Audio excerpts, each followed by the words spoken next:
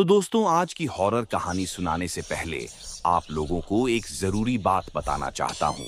आप में 80% लोग ऐसे हैं जो हमारी कहानी का आनंद तो लेते हैं, पर हमारे चैनल को सब्सक्राइब नहीं करते। यदि आप उनमें से हैं, तो चैनल को जरूर सब्सक्राइब करें। यह कहानी अमन और वीर की है, जो बचपन से ही बहुत अच्छे दोस्त थे। दोनों राजस्थान के एक छोटे से कस्बे में पैदा हुए थे और वहीं बड़े हुए थे। लेकिन आज का दिन कुछ अलग था। आज अमन का 21वां जन्मदिन था। वीर ने अमन के जन्मदिन के लिए एक बहुत ही स्पेशल आइडिया सोच रखा था।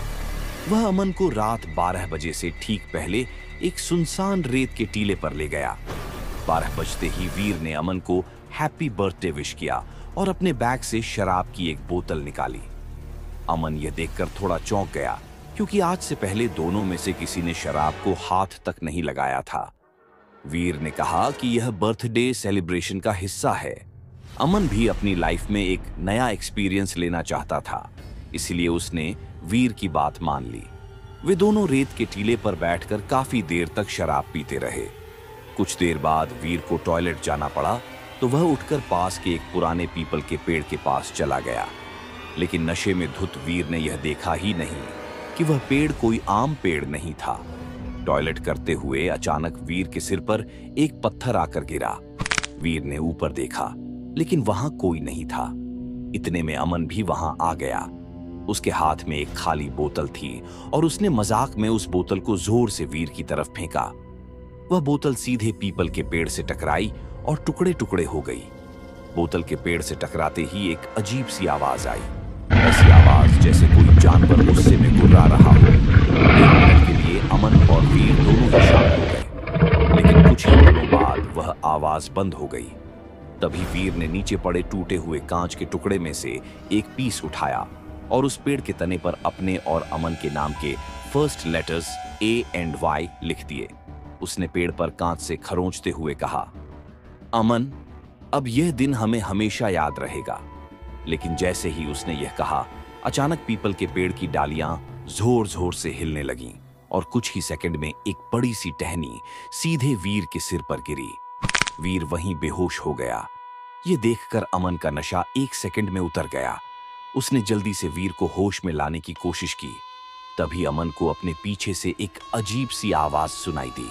जब उसने पीछे मुड़कर देखा तो उसके पैरों तले जमीन खिसक गई। उसके ठीक पीछे एक काली परछाई थी, जिसकी 2 नीली आंखें अंधेरे में चमक रही थी। अमन को अपनी नजरों पर विश्वास ही नहीं हो रहा था। उसे लगा कि जो भी उसके पीछे है वह कोई सुपरनैचुरल क्रीचर है। वह जैसे ही उस जीव से दूर जाने के लिए भागा, उस जीव ने उस पर हमला कर दिया। उसके बड़े बड़े नाखून अमन की पीठ में घुस गए, लेकिन चीखता हुआ अमन जैसे तैसे उस जीव की पकड़ से छूटा और वहां से दूर भाग गया। दूर जाकर अमन ने देखा कि वह जीव एक काली परछाई में बदल गया और वह बेहोश पड़े वीर के मुंह के अंदर घुस गया। और तभी अचानक वीर अपनी बेहोशी से उठ खड़ा हुआ। अमन दूर से वीर का नाम बार बार पुकार रहा था, लेकिन वीर एक ही जगह पर खड़ा था। उसकी आंखें पूरी तरह से नीली पड़ चुकी थीं और वह बस वहां एक पुतले की तरह खड़ा था। तभी अचानक से वीर नीचे झुका और उसने वहां पड़े टूटे हुए कांच का एक टुकड़ा उठा लिया। फिर उसने अपनी शर्ट फाड़कर अपनी छाती पर उसी कांच से A and Y लिखना शुरू कर दिया, ठीक वैसे ही जैसे उसने पीपल के पेड़ पर लिखा था। यह सब देखकर अमन की रूह कांप गई। सुबह के 5 बज चुके थे और सूरज उगने लगा था। जैसे ही सूरज की पहली किरण वीर के ऊपर पड़ी, वीर अचानक होश में आ गया। उसे अपने साथ हुई कोई भी चीज याद नहीं थी। जब उसने अपनी छाती पर बने घाव देखे तो वह बहुत ज्यादा घबरा गया। उसके बाद वे दोनों चुपचाप अपने घर चले गए। भयानक रात उस रात वीर अपने बिस्तर पर लेट तो गया, लेकिन उसे नींद नहीं आ रही थी।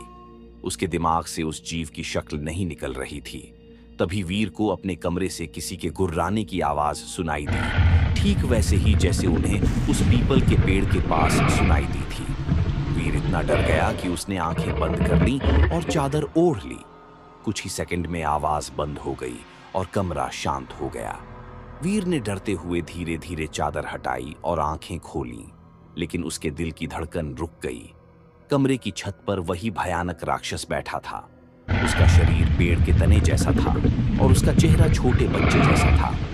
वीर कुछ कर पाता इससे पहले कि वह भयानक राक्षस उस पर झपट पड़ा। दूसरी ओर अमन घबराया हुआ था। उसके पिता गांव के जाने माने पंडित थे। जब अमन ने उन्हें सारी कहानी बताई तो उनका चेहरा सफेद पड़ गया। उन्होंने बताया कि मुंझा एक खतरनाक असुर है। जब कोई बच्चा अपने मुंडन के 10 से 14 दिन के बीच मर जाता है तो वह मुंझा बन जाता है। वह पीपल के पेड़ पर रहता है और जो उसे परेशान करता है वह उसका पीछा नहीं छोड़ता। अमन और उसके पिता वीर के घर पहुंचे, लेकिन वहां जो देखा उस पर विश्वास नहीं हुआ। वीर अपने बिस्तर में मृत पड़ा था। उसके चेहरे पर डर की ऐसी झलक थी मानो मरने से पहले उसने अपनी मौत देखी हो। अमन के पिता ने तुरंत पीपल के पेड़ के पास जाकर पूजा की और माफी मांगी। उस दिन के बाद से अमन को कभी मुंझा नहीं दिखा, लेकिन उसने अपना सबसे करीबी दोस्त खो दिया था। आज भी अमन शराब को हाथ नहीं लगाता और पीपल के पेड़ के पास रात में कभी नहीं जाता, क्योंकि मुंझा बहुत ही खतरनाक है। तो दोस्तों, ये कहानी आपको कैसी लगी हमें कमेंट में जरूर बताएं और इसी तरह की हॉरर कहानी को देखने के लिए हमारे चैनल आखिरी चीख को जरूर सब्सक्राइब करें।